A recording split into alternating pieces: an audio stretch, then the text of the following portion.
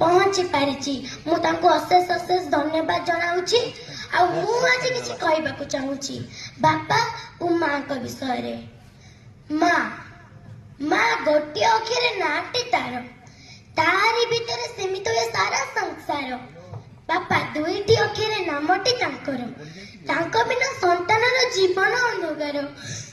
आमे जीवन रे अनेक गुरुंग सान्निध्य पाई शिक्षा गुरु दीक्षा गुरु नृत्य गुरु युद्ध गुरु बोली जशस्य कृपा भी करिता किंतु कनिष्ठ आंगुली धरी बाट चलैबा शिखाई गुरुकुल को नहीं गुरु सहित मते जी परिचित कर देइतिले से हेउचंती मो प्रथम गुरु मो मां आ मो बापा।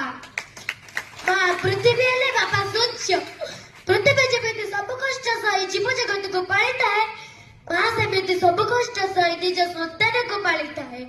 सूर्य जेमिति निज जड़े संपूर्ण जीव जगत को आलोक प्रदान करता है बापा सेमिति तुंड झाड़ मुंडरे मारी निज परिवार प्रतिपोषण करतांती। जेमिति सूर्यालोक पृथ्वी बिना जीव जगत बंचिबा असंभव सेमिति मां और बापा बिना संतान जीवन बंचिबा असंभव।